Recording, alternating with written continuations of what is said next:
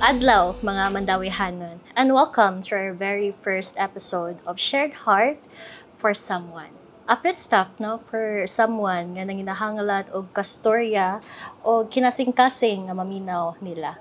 By the way, I'm Vanessa, a registered psychometrician and your host for today's podcast. Today is a very special day. Aside sa mao ni ang pinaka-first nato nga episode, is we are also celebrating the Mental Health Month. To further know, unsa gini ang mental health o para mas makasabot ta sa ato ang mga gipangbati karon, especially sa mga naagian nato lately nga mga linog. Kuyog nato karon atong bisita, our very own psychologist diri sa Mandaue City Substance Abuse and Mental Health Services Office, Mr. Calvin Keith Calvadores. Sir Calvin is a registered psychologist and a certified level 1 trauma practitioner and also a former academic coordinator to one of the prestige school here in Cebu, which is the University of San Carlos. Hi sir, may adlaw. Kumusta sir? May adlaw. Salamat kaayo sir sa pagdawat sa amo ang imbitasyon para mo share amo diri mga Mandawihanons. Of course. Sir, kumusta man ka? Especially lately, no, nga naka-experience tag mga linog-linog and aftershocks. Lagi. Okay ra ko. Happy and busy with ang side and the side ko na linog-linog. Pero ikaw ba, kumusta man? Okay ra sad ko, sir, but dili malikayan nga maka-feel ko anxious, especially nga na aftershocks balik, no. But coping ko. Anyways, Sir Calves, let's go the rabbit hole right away na. Since nag-mention naman ta og happiness and anxiety, mangutana ko sir, unsa man gyud ang mental health? Sige. Kaning mental health kay mao ni ang kahimtang sa ato ang paghuna-huna o pagbati. No? Mao ni ang part sa atong kaugalingon nga nagtabang o nag-guide nato unsa nato paghuna-huna, pagbati, kung nga nag-guide na ito sa nato pakirelasyon sa uban o sa nato atubang sa atuang mga problema. Okay, medyo bugat-bugat gito siya nga definition sa mental health. Pero mangutana na lang ko personally sir kay na experience magini nako katong mga miaging aftershocks og linog. Lately kay maglisod ko og tuog. And then, mabalakap og ko kay makanahon na ako sa basin, mag-aftershock na po balik, kung sa akong kuanon. And then, mentally stable pa ba ko ani, sir? Kaya di ka katuog. Oo, hindi ko katuog. Nindot na siyang pangutana ba? Atong sabton niya, mental health, continuum ni siya. Mura siya ruler ba? Sa tumoy, na ang mentally healthy, na side, sa pikas tumoy, narito ang mental illness na side. Depende sa circumstances sa atong kinabuhi, usahay na ata sa mentally healthy, usahay ma-push ka towards the mental illness na side. Sa karon, sige o aftershock, linog-linog, ang atuang kakuyaw, kung maglinog pababalik, murag ma-push ka towards the illness side sa mental health spectrum. Okay. Sir, so unsaon ako pagkahibaw nga naanak ko diri sa mental illness nga side? Okay, sa psychology, natay upat 4Ds of abnormality. Mao ni ang basihanan kung ato ang gibati, ato ang behavior kanang nanabagid siya sa mental illness side. Ang una ani sa kaning upat kay ang una ni sa kanang gitawag nato og dysfunction. Kaning dysfunction pasabot ani ang imuhang gibati ba karon ug ang imuhang nilihukan kanang ni-create ba siya o dysfunction sa imuhang day-to-day living. Okay. So kana kanang for example, dili na kayo ka-function sa trabaho tungod sa imong gibati, dili na kayo ka makarelate to other people tungod sa imong gibati. Mo na siyang dysfunction. Ang sunod ani sa upat kay atong gitawag nga deviance. Okay. Pasabutan ng deviance sa Bisaya kay lahi ka. So ang imuhang gibati lahi ba gyud sa tanan. For example, karon murag kita man tanan siguro nakabati og kakuyaw. So same ra tanan. In other words, normal siya. Makuyawan ta. Ang ikatulo kay kanatong gitawag nga distress. Kanang distress sabutan na ikaw mismo dili kay di ka ganahan sa imong gibati, no? Na kay distress. Dili lang ikaw po, pwede po ang ubang tao. Dili sila uyon kayo sa imong bilihukan and so on. And lastly, ang ikaupat nga D is ang kanang gitawag na danger or dangerousness. Ni-create na og danger to yourself or to others ang imong gibati. Ang worst case ani kay kanang makahuna-huna na ka nga i-harm imong kaugalingon, maghikog ka or mo-harm og other lain tao.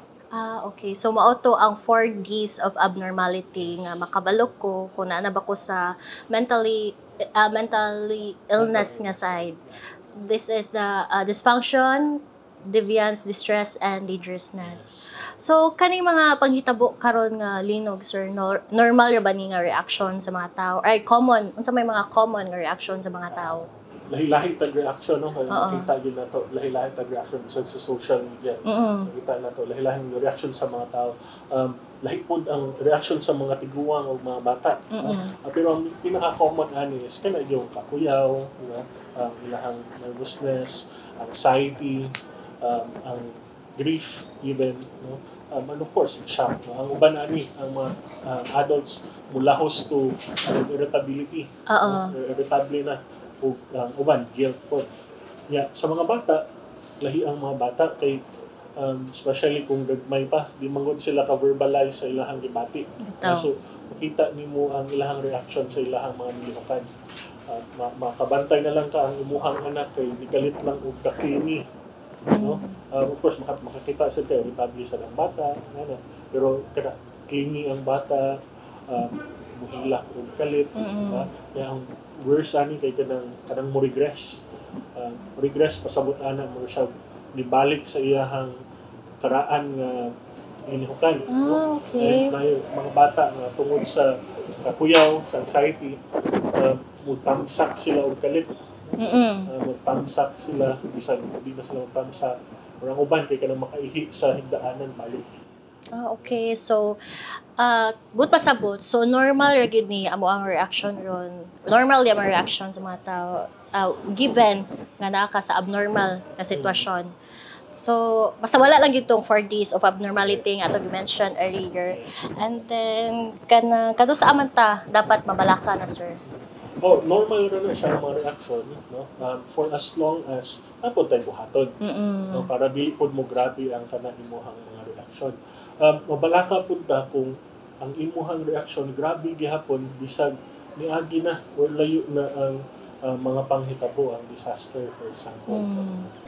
Speaking of, naay mga buhaton, sir. Kaya remember ko nga, gipadala mo dito ni Mayor Jongki sa Norte para muhatag og psychological nga tabang sa mga tao nga napiktuhan gyud sa linog. And psychological first aid dito. Nag-unsa mo dito, sir? Nag-counseling mo? Wala gid mi nag-counseling dito. Nangumusta mi sa mga tao. Tabang mi in terms of pagpasabot kung sa ilahang gibati. Ang common misconception manggudahan ng psychological first aid kay counseling na siya. Pero it's more than that. Mas broader siya. Ang among tumong yun sa among pag-adto is para maka-provide mi og safe space para sa mga tao kung asa pwede sila makapagawas sa ilahang gibati. Lisod manggod kay ng nag-uol na ganit ka sa linog, nag-uol pagid ka sa imong reaction, o pagid kay kapangutan-an kung anong una ng imong gibati, wa kay kapagawasan sa imong gibati. Mao tong reaction dito. Ang problema man sa good anang maka-experience ka disaster, ang number one thing na mawala nimo sa imong sense of control.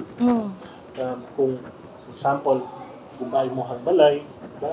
Wala kay di ka kontrol asa ka magtuyo, asa ka sa ka magluto kay gubay ang balay. Diba? And amo tumong ato hopefully by helping the people there understand sa ilahang gibati kay nakahatag mi gamay og sense of control sa ilahang feelings. So, kumusta man ang mga tao dito, sir, pag adto nimo?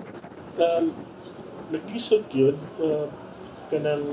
pero makayon ko nga coping. Naglisod sila sa ilang sitwasyon, of course. Makayon ko coping ang mga tao dito. Makita din nimo ang pagtinabangay sa mga tao. No? In fact, naami na adto nga community na usa sila ka community nag-usa lang sila tent kay para masuportahan nila ang usag-usa. Believe bitaw ko sir sa tinabangay sa mga subuan nun kay nakita na to lately na to yung one weekend nga traffic kay padung north kay nangadto ang mga tagsa-tagsa para mohatag yun personal sa ilang mga relief goods, which is very amazing yung kaayo nga quality na to mga subuan nun. Excited kayo mga taga Cebu nga mo tabang, no? Amazing kayo. Okay. Sir, aduna tay question diri gikan sa ato ang viewers. One of our barangay here in Mandaue, Barangay Hagubiaw. Nangutana siya, sir. Unsa daw ilang buhaton kung ang ilahang family member na gyud ang nagpanic during sa disaster o katong sakuna. Nagpanic during disaster. Na family member, no? Of course, kung disaster, number one thing, the best thing to do is, of course, secure the safety of your family. Ang sunod, kung nagpanic ang imuhang family member, ayaw po ato ang default reaction ra ba kung mo hatag tag support as mga Cebuano, yun ra ba na to, diba? Okay ra na, diba? Medyo dismissing man gud na siya, diba? Sakto gid ka, sir. Ang imong family member diha naghilak na nga imong inon, okay ra na. So dili dismissing siya sa debate. Mas maayo kung imong i-acknowledge ang iyang debate. You let your family member feel that you are there to support them. So yun mo naarami dari to support you. Nindot po kung, for example, para ma-empower po, for example lang, kanang evacuation, mag-evacuate. Kung nagpanic imuhang usa ka family member, hatagan mo og support, emotional support by telling them na naara ka diha to support them. Pwede po mo empower by giving them small tasks. Pwede mo pwede kayo mo dalaan ni kanina bag, diba? Empowering mo na siya. So again, murad sa di mo siya gihatagan ng control over the situation. Okay. So, doon na tay lain pod nga pangutana diri, sir, from Barangay Kanduman. Ngano jud daw nerbyuson ang tao kung naay disaster? Okay. So ngano nerbyuson man ta, magkuyog man gud na siya kung naay disaster, diba? Kung naay kuyaw nga sitwasyon kanang nervyos, anxiety, kahadlok, kuyog na sila. Kana siya kanang instinct, natural for us to feel kana nga mga emotions. Kaya kana siya nga mga emotions, ang gamit ana para ma-prepare ato ang lawas to either fight or flee. Sa psychology kanatong gitawag nga fight or flight response. Ang gamit ana again para ready ato ang lawas musukol, mo fight sa problema or magpalayo, mo flee sa problema. Ang problema lang ana kay again lahi-lahi ta og reaction. Ang uban nato maka-feel og bisag instinct na siya, maka-feel og kakuyaw kanang right there and then mawala ra diretso. Ang uban nato prolonged. Ang uban pod kanang overwhelming ra kaayo ang bation na kakuyaw. So mura siya default reaction, sir, no? Like kana example kana naisunog nya ma-shock lang ka na alsa ni mo imong ref. So kaya na siya nga example nga sitwasyon. Unya another question from our viewers. Asa daw siya makapangayo og tabang, sir, kay mabuang na kuno siya sige hunahuna sa mga panghitabo karon? Right. Diri sa Mandaue City, naagid ang ato ang office sa Mandaue City Substance Abuse and Mental Health Services Office. Namin diri sa Uano Avenue. Pwede rin sila mo drop by. Naami mga psychometricians, daghan ng psychometricians diha. Ako po, psychologist na ako diha. Mga wellness coaches na pwede pakigstorya niya. Napod may mga psychological test kung ganahan sila magpa-test. Okay. Sir Calves, unsa may ma-share nimo nga tips para sa ato mga viewers and listeners karon, especially nga ongoing na atay mga natural disasters? Para unsaon protect atong mental health yes. Kung naay disaster. Yes.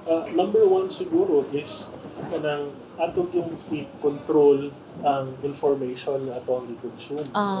Of course, number one, likay gyud ta ng fake news. Okay. Bisag dili pa fake news, mag-information diet siguro ta. Usa nang information diet, sir? Kana atong i-control sa ato ang gitanaw sa social media, Ah, sa okay. atong ipangbasa. Kay dili man gud siya healthy para sa ato sa atong mental health. Ang kanang sige ta og replay og mga kuyaw nga video Mao gyud. sa linog. Mm. No? Ikaduha, acknowledge your feelings. Kung na-anxious ka, acknowledge nga anxious ka. Ayaw loob. No? Ang kay kanang bubuto niya ka diha, mapuno niya ka, bubuto niya ka. Find someone whom you can talk to.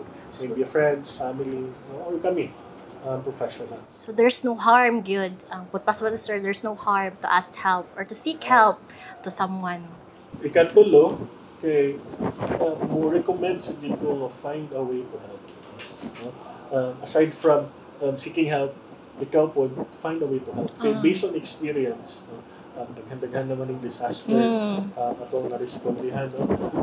Therapeutic yun ang kanang ikaw mismo mutabang. No? Kung makadonate ka, maka-volunteer ka, kanang kung mapakasuway-suway. No? Therapeutic ang kanang makatabang, makapawala sa imuhang kakulba o kakuyaw, kakita mo nga katabang ka sa mga. Mao gid, sir. Kung capable ka nga motabang sa imong isig katawo, why not, di ba? Kanang that's what happened, no, sa ato ang mga Subuanon. After ato paglinog, nagpanungdayon sila dito. So lastly, control what you can. Kaya kanin kung makasuway mangud ka og disaster, mapuno mangud ka problema. No? Yung kanin tanang problema, dili nimo mahatagan tanan og solusyon. So mas may pag mo suwat ka diha og maglista ka sa mga problema, imong tan-awon asa man nga mga problema ang nakoy pwede mabuhat, asa man ang mga problema nga wa koy mabuhat. Focus on those problems na tayo mabuhat. Okay, so mura siya ko answer no, like journaling or kana ilista nimo ang pinakabugat nga problema nga kailangan dayon solusyon hangtod sa pinaka least or pinakagaan kay para di ka ma-stress. Pwede mo na pero mas maayo kung ibuwag gyud mo. Ibuwag siya. Ang problema nga na kay pwede mabuhat versus problema nga wala kay mabuhat. Okay. So, salamat kaayo so Sir Calves. I know for sure nga very dako kay to siya tabang sa ato ang Mandawihanons nga naminaw nato karon, especially katong mga tao nga naagyo dito sa sitwasyon nga naka-experience atong mga katalagman nga niagi pag linog, pagyaging buwan ug hantod karon experience gyud nato karon. Matod pa sa gisuwat ni Mayor Junke sa Wall of Hope atong miaging Suicide Prevention Day, you are not alone. There's always hope. Ug naaragyud kanunay ang Mandawi City Substance Abuse and Mental Health Services Office andam nga maminaw kaninyo ug motabang. Daghang salamat atong mga Mandawihanons o mga viewers nga naminaw nato ron. And once again, I am Vanessa, and together with me is Mr. Calvin Keith Calvadores. Thank you so much, sir. And together, let's hope for one heart, one mind, one goal, one vision to someone. See you to our next episode of our podcast of Shared Heart with Someone.